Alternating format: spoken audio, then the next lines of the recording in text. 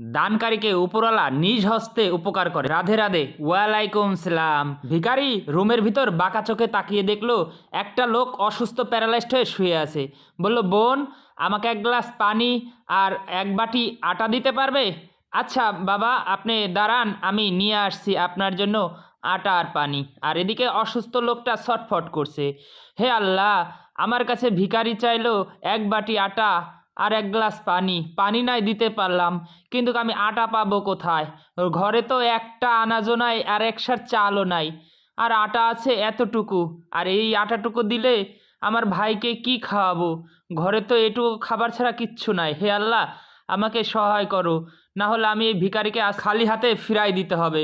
কিন্তু আমার ভাই তো কোনো দিন বলছে জীবনেও যেন আমার ঘর থেকে ভিখারি ফেরত না যায়। তখন বোন এই কথা চিন্তা করে সেই আটাটুকু ছিল অবশিষ্ট আটা, সেই আটাটুকু বাটিতে ঢালছে। কিন্তু ঢালার পর দেখতে পেল, কি ব্যাপার, উনি তো চাইলো এক বাটি আটা, কিন্তু এটা তো আধা বাটি হইল।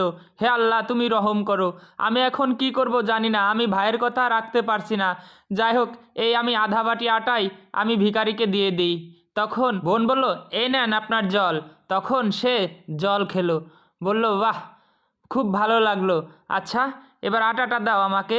তখন আটা ঢেলে দিল এবং বলল, কি ব্যাপার, আমি তো চাইলাম এক বাটি আটা আর এক গ্লাস জল, জল তো ঠিকই ছিল, কিন্তু এখানে তো আধা বাটি আটা। আসলে আসলে বাবা, আমি কি বলবো বুঝতে পারতেছি না, আমাদের ঘরে আর এই আটাটুকু ছাড়া আর কিচ্ছু নাই খাবার, তাই আপনাকে এই আধা বাটি আটা ছিল এটুকুই দিয়ে দিয়েছি। আর আমার ভাই 6 মাস যাবৎ চাকরি খুঁজতেছে, সেই ছোট ভাইটার কোনো চাকরি হয় না, আর বড় ভাই অসুস্থ হয়ে এভাবে প্যারালাইজড ঘরে পড়ে আছে, কোনোভাবে চাকরি বাকরি নাই, ঘরে কোনো একটা টাকা নাই যে আপনাকে টাকা দিব অথবা কিছু কিনে দিব। আমাকে ক্ষমা করবেন, আমি ক্ষমার অযোগ্য, তারপরে উপরওয়ালার কাছে আমি ক্ষমা চাইছি যে আমাকে ভিখারিকে দান করার মতো ঘরে কিচ্ছু নেই। আচ্ছা বোন, ওই বিছানায় শুয়ে আছে প্যারালাইজড, উনি কি হয়? উনি আমার বড় ভাই হয়। এতকাল উনি সংসার চালিয়েছে, কিন্তু কোনো কারণে উনি প্যারালাইজড হয়ে ঘরে পড়ে আছে। তারপর থেকে এভাবে সংসার চলছে, কোনো মতে খেয়ে না খেয়ে, আর উনি বিছানা থেকে কোনোভাবে উঠতে পারতেছে না। আচ্ছা বোন, তোমার সকল পেরেশানি দূর হয়ে যাবে, আমি আশীর্বাদ দিলাম। রাধে রাধে। রাধে রাধে। এই বলে ভিখারি চলে গেল। বলল, হে আল্লাহ, তুমি কবুল করো ভিখারির কথা। তখন সে আল্লাহর কাছে দোয়া চেয়ে ভিতরে চলে গেল। আপু, ও আপু, শুনতে পাচ্ছ? আপু, ও আপু, দৌড়ে আসো। ভাই, কিছু মনে করো না, ঘরে কিচ্ছু খাবার নেই, তোমার খুব খিদা লেগেছে না? ছোট ভাই ভিখারি আসছিল, ঘরে কিচ্ছু ছিল না, তাই আধা বাটি আটা ছিল, ওটুকু আমি দিয়ে দিয়েছি তাকে।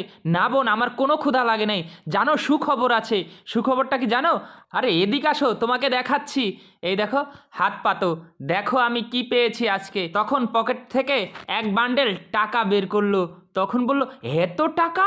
হায় আল্লাহ, এত টাকা কোথা থেকে এলো? হ্যাঁ, এত টাকা কিভাবে? কিভাবে? নিশ্চয় অনেক কষ্ট করেছো।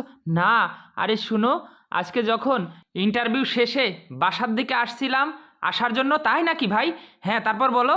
যখন কিছু দূর আগাইছি তখন দেখলাম আমার ফোনে একটা কল আসলো। কলটা রিসিভ করতে বলল, হ্যাঁ আপনি কি আজিজ সাহেব? জি, আপনার তো চাকরিটা হয়ে গেছে। ঠিক সেই মুহূর্তে যখন এগোতে যাব তখনই দেখি একটা টাকার বান্ডেল পড়ে আছে। তখন হে আল্লাহ, আমার সহায় হয়েছে, অনেক অনেক ধন্যবাদ। অনেক দিন যাবত একটা টাকা ছিল না পকেটে, আর এই কেরামতিটা হয়েছে ঠিক তখনই। হ্যাঁ জানো ভাই, আরে ভাই, বড় ভাই, আপনি হাঁটতে পারতেছেন? হ্যাঁ, এই দেখ, আমি হাতে জোর পাচ্ছি, আমি নিজ পায়ে হাঁটতে পারতেছি। এটা কিভাবে সম্ভব? এটা কিভাবে সম্ভব? নিশ্চয়ই নিশ্চয়ই ওই ভিখারিকে দান করার ফলে আমাদের এই সওয়াব হিসাবে আমাদের অসুস্থতা অসচ্ছল তো কাটিয়ে দিয়েছে আল্লাহ। সত্যি আল্লাহর কাছে চিরকৃতজ্ঞ। সত্যি দানকারীকে উপরওয়ালা নিজ হাতে উপকার করে থাকেন। এই ভিডিওটা ভালো লাগলে সবাই বেশি বেশি শেয়ার করে দিবেন।